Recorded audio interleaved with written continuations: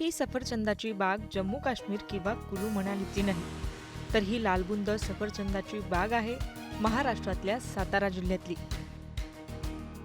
सातारा जिल्ह्यातील पसरणी घाट परिसरात एका जिद्दी शेतकऱ्याने अशक्य वाटणारं स्वप्न प्रत्यक्षात उतरवलंय. ऊस, भाजीपाला, धान्य पिकवणाऱ्या जमिनीत आता थेट सफरचंद बहरले. अशक्य ते करून दाखवलं. मिनी काश्मीरमध्येच सफरचंदाचा माळा फुलवलाय. कसं बघता याच्याकडे? हो, सर्वजण म्हणतात महाबळेश्वर मिनी काश्मीर आहे. मग त्या मिनी काश्मीरला काहीतरी शोभा येण्यासाठी मी असं डेअरिंग केलं की आपल्या इथं सफरचंद लावून की खरोखरच आहे मिनी काश्मीर म्हणून हे असं आपण डेअरिंग करून हा माळा फुलवलेला आहे. किती मेहनत करावी लागली, काय काय करावं लागलं याच्यासाठी तुम्हाला? ह्या रोपाची लागवड करून मला 2 वर्ष पूर्ण झाली. हां, त्या मेहनतीला मला आज हे असं फळ आलेलं आहे, असं समाधानकारक.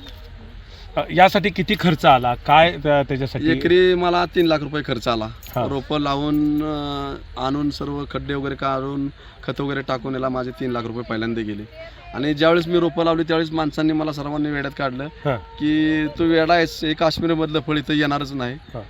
म्हणलं मी वेडा आहे, म्हणलं मी काम करणार, म्हणलं जे काय होईल ते बघू म्हणलं. आणि आज माणसं मला म्हणतात तू सगळ्यात ग्रेट आहेस म्हणून.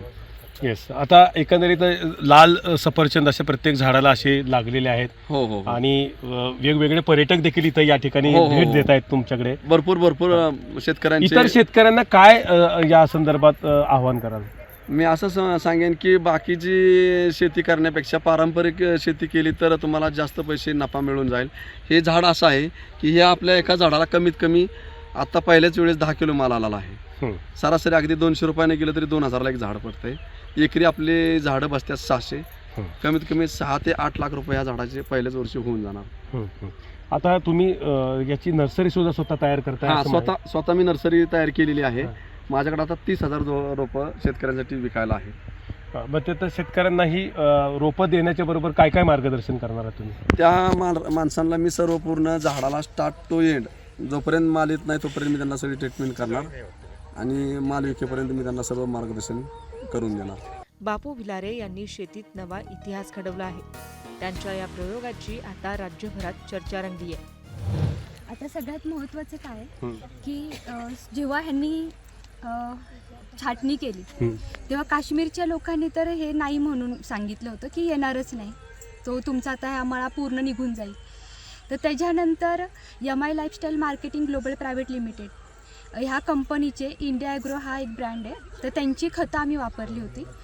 भूवस्त्र, ग्रो मॅजिक, ओलिप आणि MI स्प्रे 15-15 दिवसांनी फवारणी करून आता ह्या झाडांना फुलंही आली आहेत, फळं लागली आहेत आणि अजूनही फुलं लागत आहेत आणि ते फळं पण लागली आहेत त्यांना अजून छोटे छोटे.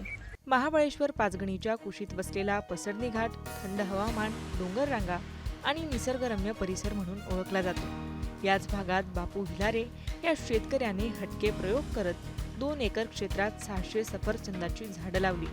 अनेकांनी हा प्रयोग अशक्य असल्याचं सांगितलं, पण जिद्दीच्या जोरावर आज ही बाग फळांनी बहरली आहे. टवटवीत आणि आकर्षक सफरचंदांनी सजलेली ही बाग पाहण्यासाठी राज्यभरातून आता पर्यटक भेट देत आहेत.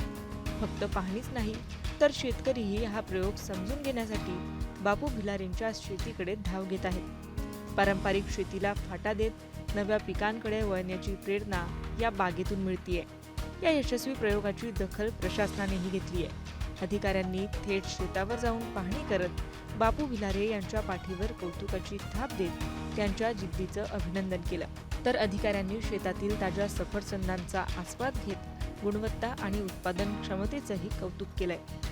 सफरचंद शेतीचा प्रयोग करताना अडचणी आल्या, हवामानाचं आव्हान होतं, खर्चही मोठा होता, पण हार न मानता बापू भिलारे यांनी चिकाटी कायम ठेवली. त्यातूनच आज साताऱ्यात सफरचंदाच्या बागेची किमया साकार झाली आहे. पसरणीत फुललेली ही सफरचंद बाग आता साताऱ्यातील प्रगतशील शेतीचा नवा चेहरा बनली आहे. शेतकऱ्यांची जिद्द, मेहनत आणि आधुनिक विचार एकत्र आले तर अशक्यही शक्य होतं, हेच बापू भिलारे यांनी करून दाखवलंय. साताऱ्याहून इम्तियाज मुजावर सोबत मुंबई तक ब्युरो रिपोर्ट.